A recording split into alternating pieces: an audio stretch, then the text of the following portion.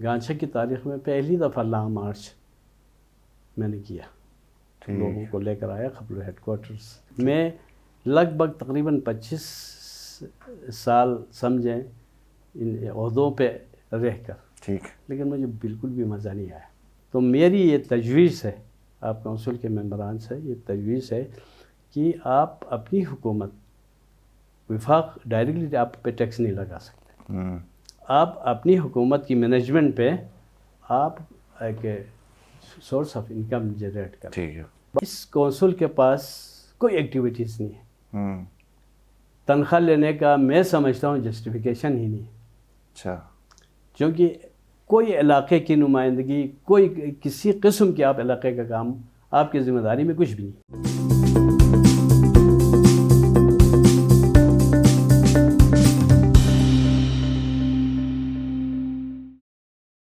السلام علیکم، آپ دیکھ رہے ہیں IMN، میں ہوں شبیر میر۔ ناظرین، پروگرام میں آج میرے مہمان گلگت بلتستان کے ایک سینئر سیاسی رہنما محمد ابراہیم، چیئرمین ابراہیم کے نام سے بھی مشہور ہیں، جانے پہچانے جاتے ہیں۔ ضلع گانچے خپلو سے ان کا تعلق ہے۔ پاکستان پیپلز پارٹی کے ساتھ 1974 سے ان کی رفاقت ہے۔ مختلف سینئر عہدوں پہ پارٹی کے لیے خدمات سر انجام دیتے رہے ہیں۔ 3 دفعہ ڈسٹرکٹ کونسل کے چیئرمین بھی رہے ہیں اور 1 دفعہ گلگت بلتستان کونسل میں بھی گلگت بلتستان کی نمائندگی کا اعزاز حاصل ہے۔ بہت ساری باتیں کرنی ہیں اور آج میرے ساتھ اسٹوڈیو میں موجود ہیں۔ اور ایک چیز میں آپ کو یہ بتاتا چلوں ناظرین کہ گزشتہ دنوں انجینئر اسماعیل صاحب نے جو ایک کینڈیڈیٹ کی سفارش کی تھی، جس کی وجہ سے پارٹی کے اندر تھوڑی سی انبن ہوئی تھی، اس حوالے سے بھی بات کریں گے۔ ابراہیم صاحب، بہت شکریہ آپ کے وقت کا۔ تھینک یو شبیر صاحب، بہت دور سے آپ آئے ہیں ہمارے بس مہمان۔ یہ میرے لیے اعزاز ہے۔ بہت آپ شکریہ۔ یقین کریں میڈیا میں اس طرح میں اپنے آپ کو زیادہ ایکسپوز نہیں کرتا ہوں، چونکہ عملی سیاست پر بہت یقین رکھتا ہوں۔ صحیح بات ہے۔ آج آپ کی مہربانی ہے، آپ کی وساطت سے میں GB کے تمام لوگوں سے مخاطب ہو رہا ہوں، یہ میرے لیے بڑا اعزاز ہے۔ بہت شکریہ۔ اچھا ابراہیم صاحب، 1974 ذوالفقار بھٹو گلگت بلتستان کا دورہ، پھر آپ نے پیپلز پارٹی جوائن کی۔ جی جی، ایک انٹرسٹنگ واقعہ تھا، پہلے وہ تو ذرا ہمیں سنائیں کہ آپ ٹیچر تھے، ایک دم آپ نے ٹیچنگ چھوڑی اور پارٹی جوائن کی، یہ واقعہ ذرا ہمیں سنائیں۔ بس میری زندگی کا میں کہتا ہوں سب سے سنہری ٹائم تھا کہ ایک آدمی نے اپنے نفس اور مخلوق خدا کی خدمت کا فیصلہ کرنا تھا۔ تو میرے گاؤں میں بیسیکلی سیلاب آتا رہتا تھا، تو مجھے اطلاع ملی، میں ٹریننگ پہ تھا یہاں گلگت میں آئے ہوئے تھے، ٹریننگ پہ تھا۔ تو مجھے یہ اطلاع گئی کہ دریا نے 16 گھر کو جو ہے واش کیا ہے، لے گیا۔ تو بڑی تکلیف ہوئی، رات کو میں سو نہیں سکا۔ یہی جیسے میں نے پہلے بتایا کہ میں جاب چھوڑ کے جاؤں تو میں اپنے فیوچر کے لیے کیا کروں، نہ جاؤں تو اس گاؤں کی فیوچر کا کیا بنے گا۔ تو میں نے اپنی ذات کو مائنس کر دیا، کر کے میں اس گاؤں کے لیے ریزائن دے کر چلا گیا۔ ٹھیک ہے، تو صبح آپ رات بھر آپ یہ سوچتے رہے، صبح آپ نے پھر ڈیسائیڈ کیا، پھر ریزگنیشن لکھ کے آپ کس کے پاس لے گئے؟ میں اس وقت یہاں پر ڈائریکٹر ہوتے تھے، ڈائریکٹر صاحب کے پاس میں گیا۔ وہ انٹرسٹنگ بات یہ تھی کہ ڈائریکٹر صاحب میرے والد صاحب کا دوست تھا، ان کا نام مظفر صاحب تھے۔ ٹھیک، تو جب میں ریزائن لے کر اس کے پاس پہنچا تو اس نے مجھے ڈانٹا، تم میرے پاس ریزائن لے کر آئے ہو، تمہارا والد جو ہے مجھے نہیں چھوڑے، میں چھٹی کی ضرورت ہے، میں چھٹی دیتا ہوں لیکن ریزائن نہ دیں۔ اس نے نہیں لیا، مجھے کہا سوچو رات کو، چونکہ میں نے فیصلہ کیا تھا۔ رات کو واپس آئے، پھر دوسرے دن جا کر میں نے ریزائن دیا۔ اس طرح سے میں نے پھر گاؤں گیا۔ گاؤں جا کر ہماری گانچھے کی تاریخ میں، خیر GB کی تاریخ میں تو میں نہیں کہہ سکتا ہوں، گانچھے کی تاریخ میں پہلی دفعہ لانگ مارچ میں نے کیا، لوگوں کو لے کر آیا خپلو ہیڈ کوارٹرز، وہاں پہ جو ہے وہ اسسٹنٹ کمشنر ہوتے تھے، اس کے پاس آئے۔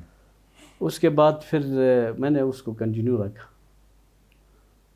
اللہ کا شکر ہے، بہت سا گورنمنٹ کی طرف سے کافی اس علاقے کے لیے ریلیف دیا، پروٹیکٹیو بند کے لیے بھی، خیر وہ وقتی طور بچانے کے لیے پیسے چیزیں بھی دیا، لیکن میں نے پیچھا نہیں ہٹا۔ میں اسلام آباد میں 6 مہینہ جنرل ضیاء الحق کا دور تھا، مارشاء اللہ کا دور تھا اور میں پیپلز پارٹی کا تھا. صحیح. 6 مہینہ میں نے وہاں کوشش کی کہ ضیاء الحق سے ملاقات کریں. مجھے ڈانٹ بھی بڑی پڑی آرمی کی طرف سے. ایک کرنل صاحب نے فون کیا. میں ٹیلی گرام دیتا تھا اس زمانے میں, آپ کو پتہ ہے سورس ٹیلی گرام تھا. تو ایک فون نمبر میں نے کسی ہوٹل کا دیا ہوا تھا. مجھے فون کر کے بڑا ڈانٹا. تمہیں ہم نے دعوت کی ہے, بلایا ہے, اور پریزیڈنٹ کوئی فارغ بندہ ہے, تم روز اس طرح ٹیلی گرام دیتا ہو. میں نے کہا سر مجبور لوگوں کو نہ کوئی بلاتا ہے نہ کوئی دعوت کرتا ہے, ہم خود آئے ہیں. خیر اس نے فون بند کر دیا. میں نے ایک ٹیلی گرام اس کے پیچھے اور دے دی. اس کے بعد مجھے دوسرا فون آیا اور میرے ذہن میں یہ تھا کہ آج ایک اور ڈانٹ پڑے گی. وہاں جب فون سنا تو بڑے دھیمی آواز میں ایک میجر صاحب کا فون آیا جی کہ آپ کو پریزیڈنٹ ہاؤس میں بلایا ہے اور وہاں پہ جو ہے ایئر کمانڈر اعجاز مہدی صاحب آپ سے ملیں گے جو پریزیڈنٹ کے ساتھ ہوتا تھا.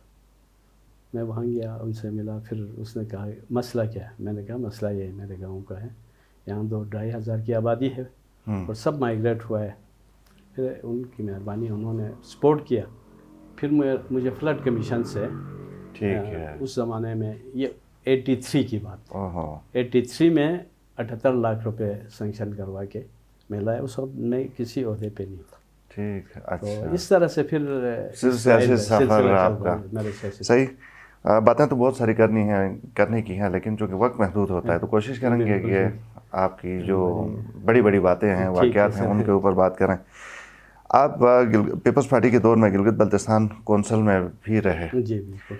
تو کونسل میں جب آپ تھے تو آپ نے دھڑلے سے ایک ایسی بات کی جو کہ اکثر لوگ کرتے ہوئے گھبراتے ہیں, شرماتے ہیں, نہیں کرتے. بالکل. آپ ان لوگوں میں سے تھے جو ٹیکس لگانے کے حامی تھے. بالکل تھا. تو یہ کیا وجہ ہوئی کہ آپ ٹیکس کے حامی, پیپلز پارٹی والے تو نو ریپرزنٹیشن وداؤٹ ٹیکسیشن والی بات کر رہے ہیں. شبیر صاحب ہر چیز جو بندہ کرتے ہیں کہ اپنی ایک آرزو کے ساتھ کرتے ہیں. میں لگ بھگ تقریباً 25 سال سمجھیں ان عہدوں پہ رہ کر. ٹھیک. لیکن مجھے بالکل بھی مزہ نہیں آیا.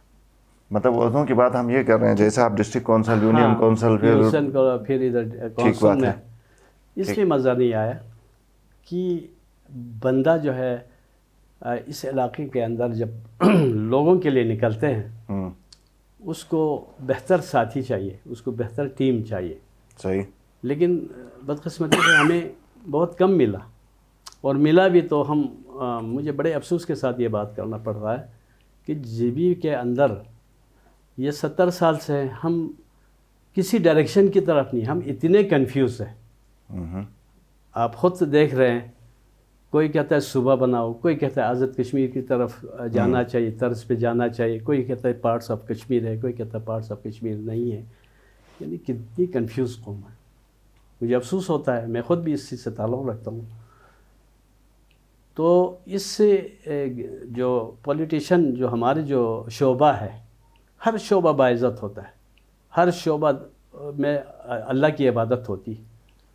آپ کے میڈیا ہے, سوشل میڈیا ہے, آپ کی دیانتداری, آپ کی ایمانداری سے اصلاحات ہوتی ہے. علاقے کے اندر مظلوم کے اوپر ظلم ختم ہو سکتی ہے, بیوہ یتیم کی مدد ہو سکتی ہے. لیکن اس میں دیانتداری نہ رہے تو اسی طرح ہمارا شعبہ بھی ہے. صحیح. تو وہ ٹیکس کا کہاں پر؟ وہ ٹیکس کا یہ تھا سر, ٹیکس کا یہ تھا ہم نے پرائم منسٹر کے ساتھ جب ہمارے اجلاس ہوا, اینڈ آف اجلاس انہوں نے کوشچن کے لیے ہمیں موقع دیا, تو ہم نے اٹھ کے کہا جی کہ ہمیں NFC ایوارڈ میں حصہ دے دیں. ٹھیک ہے. کونسل کی میٹنگ کے دوران جس کو نواز شریف اس وقت چیئر کرتے تھے؟ نہیں, گیلانی صاحب. اچھا, گیلانی صاحب. گیلانی صاحب. ٹھیک ہے, اوکے. تو اس میں ہم نے کہا جی دیکھیں ڈائریکٹلی انڈائریکٹلی آپ ہم سے کلیکشن کر رہے ہیں, لیکن ہمیں NFC ایوارڈ میں سارے صوبوں کو دیا, آپ نے آزاد کشمیر کو دیا, ہمیں کیوں نہیں دیتا ہے؟ اس پہ گیلانی صاحب نے ایک کمیٹی کنسٹیٹیوٹ کی, وفاقی سیکٹری فائننس, وفاقی secretary development planning development, commission کے سیکٹری اور کشمیری افیئرس کے سیکٹری, اور کونسل سے ایک ممبر, اس کے چیئرمین تھا ہمارے کشمیر افیئرس کا منسٹر. تو وہاں پہ میٹنگ کے میں یہ بات شروع کی گئی تو وفاقی جو سیکرٹری فائنانس تھا اس نے آف دا ریکارڈ کہہ کر بات کی. میں اس کا بہت بڑا میں نے قدر کیا. اس نے کہا کہ گلگت بلتستان کے ساتھ بہت بڑی زیادتی ہے، اس لیے کہ صوبوں کو جو ہے NFC ایوارڈ آئین کے اندر ہے، ان کے ریپرزنٹیٹیو بھی اس کے اندر ہے. ادھر آزاد کشمیر کے ساتھ ایک فائنینشیل ایگریمنٹ تھا، ہم نے اس کے چینل اس ونڈو سے ہم نے ان کو حصہ دیا. اب گلگت بلتستان کے ساتھ نہ فائنینشیل ایگریمنٹ ہے نہ آئین میں کوئی پروویژن ہے. تو اب اس کے لیے ہم نے ونڈو بنانا ہے، یہ کیسے دیا جائے. تو میری یہ تجویز ہے آپ کونسل کے ممبران سے، یہ تجویز ہے کہ آپ اپنی حکومت وفاق ڈائریکٹلی آپ پہ ٹیکس نہیں لگا سکتے. آپ اپنی حکومت کی مینجمنٹ پہ آپ ایک سورس آف انکم جنریٹ کریں. ٹھیک ہے. اور وہ گلگت بلتستان کونسل کا ایک کنسولیڈیٹ اکاؤنٹ ہے. صحیح. ہاں جی، اسی کو ہم ونڈو بناتے ہیں. کمیٹی ریکمنڈیشن کریں گے جی کہ ان کو اس ونڈو کے تھرو دیں. ٹھیک ہے. واپس آ کر جب ہمارے 6 ممبر جب ہمارے یہاں سے گئے ہوئے تھے تو ہمارے آپس میں میٹنگ ہو گئی. اس میں کوئی بھی ٹیکس کے حق میں نہیں تھا. میں اکیلا، میرے ذہن میں باتیں تھیں تو میں نے آخر میں بتایا کہ گلگت بلتستان سے ہم 6 آدمی جو ہے یہاں پہ نمائندگی کرتے ہیں. ہم نے اپنے علاقے کی بہتر اور روشن مستقبل کے لیے کام کرنا ہے. ہم نے اپنے ووٹ کو سامنے نہیں رکھنا، ہم نے اپنے پارٹی کو سامنے نہیں رکھنا. ٹھیک ہے. تو اس کے لیے یہ ہے کہ آپ مجھے بتائیں، میرا اس سوال ہے کہ گلگت بلتستان کو اسی سٹیٹس کو میں رکھنا ہے تو آپ خاموش رہیں، جو ملتا ہے ہم اس کو لیتے ہیں، جو نہیں ملتا ہے نہ ملے. ٹھیک ہے. آپ کسی کو آنکھیں نہیں دکھا سکتے کیونکہ کوئی مانگنے والا دینے والا کو آنکھیں تو دکھا نہیں سکتا. صحیح. خیر ہمارے آپس میں تلخیاں بھی بہت ہو گئی لیکن سب کا میں شکریہ ادا کرتا ہوں اس وقت کے میرے دوستوں کا. امجد صاحب سے بھی ہمیں جو اس وقت اطلاعات آئی تھی کہ آپ کے کچھ انبن ہو گئی، امجد صاحب حسب معمول ناراض ہو گئے، پھر آپ نے ان کو منایا؟ میرے سارے دوست ناراض تھے. کافی سپورٹ کیا مجھے عطا اللہ شاہ نے. ٹھیک ہے. جی انہوں نے کافی میری بات کی تائید کی. باتیں اپنی جگہ پہ درست تھا، جو کہ ہمارا کلچر یہی تھا کہ ہم نے وقت یعنی ہم لانگ ٹرمز ہمارے سامنے ہوتی ہے، شارٹ ٹرمز کے لیے کام کرتے ہیں. ٹھیک ہے. مختصر مجھے دوبارہ بتائیں ابراہیم صاحب کہ مطلب آپ کے ذہن میں کیا تھا کہ ہمارا اپنا ریونیو ہو، بالکل ہمارے اپنے اکاؤنٹس میں اتنا پیسہ ہو کہ ہم کہیں پہ جا کے کوئی وزن کے ساتھ بات کریں. بالکل یہ میرا یہ تھا. دیکھیں ابھی GST ہم دے رہے ہیں نا، ہمارے غریب لوگ پیمنٹ کر رہے ہیں نا. ماچس بھی خریدتے ہیں تو اس کا ہم GST ٹیکس دیتے ہیں اور وہ وفاق کے اکاؤنٹ میں جاتے ہیں. صحیح. ڈائریکٹ ٹیکس میں واپس آ گیا. ڈائریکٹ ٹیکس آپ کے ٹائم پہ لگا اور اس دوران کتنا اکٹھا ہوا تھا ریونیو اس سے؟ اس وقت جب ہم ڈائریکٹ ٹیکس تھا وہ کہ انکم ٹیکس تھا؟ ہمارے اپنے اکاؤنٹ میں تھا، وہ ہم نے وفاق کو نہیں دیا. ہمارے اپنے کنسولیڈیٹ اکاؤنٹ جو کونسل کا تھا اس کے اندر تھا. وہ جو ہم نے تنخواہوں پر لگایا تھا، تنخواہوں پر لگایا تھا اور وہ ریٹ بھی ہم نے تھوڑا سا وہاں سے کم 50% کم رکھا تھا. اور اس میں ہم جب فارغ ہو کے ہمارے ٹینیور کا فارغ ہو کے آ رہے تھے تو 88 کروڑ روپے ہمارے کونسل اکاؤنٹ میں تھا، جس میں سے 80% صوبے کو ٹرانسفر کرنا تھا، 20% جو ہے وہ کونسل کے پاس. صحیح. ویسے چیئرمین صاحب آپ کی بات آپ اپنے تجربے کی بنیاد کے اوپر بات کر رہے ہیں، لیکن ہم گلگت بلتستان کے معروضی حالات کو ہم نے دیکھا ہے کہ کسی بھی حکومت کو تنگ کرنا ہو، گرانا ہو، مسئلے کھڑے کرنے ہوں تو ٹیکس والا ایشو آپ لے کے آپ عوام کے پاس جائیں، پھر آپ کو بڑی پذیرائی ملے گی. یہی ہے نا؟ بالکل. اس کے اوپر بھی پھر کسی اور پروگرام میں ڈیٹیل میں بات کرتے ہیں. مجھے یہ بتائیے کہ ابھی پچھلے دنوں کونسل میں ٹکٹ کے حوالے سے آپ کو پروپوز کیا انجینئر اسماعیل صاحب نے اور امجد صاحب نے کسی اور کو پروپوز کیا. پھر بات ناراضگیوں تک بھی گئی. محمد موسیٰ صاحب بھی کافی ناراض تھے، وہ اپنے آپ کو مستحق سمجھ رہے ہیں. کیا کہانی ہوئی تھی اس میں؟ شبیر صاحب یہ بھی ایک عجیب سا مسئلہ ہے جو میں چلو آپ کے فورم پہ بتانا اچھا بھی سمجھتا ہوں تاکہ لوگوں کو اصل سچویشن سمجھ میں آ جائے. میں اس کونسل میں بذات خود جانے کو میرا ارادہ ہی نہیں تھا. وہ اس میں 2 باتیں، اس لیے کہ اس کونسل کے پاس کوئی ایکٹیویٹیز نہیں ہے. تنخواہ لینے کا میں سمجھتا ہوں جسٹیفیکیشن ہی نہیں ہے. اچھا. چونکہ کوئی علاقے کی نمائندگی، کوئی کسی قسم کے آپ علاقے کا کام آپ کی ذمہ داری میں کچھ بھی نہیں.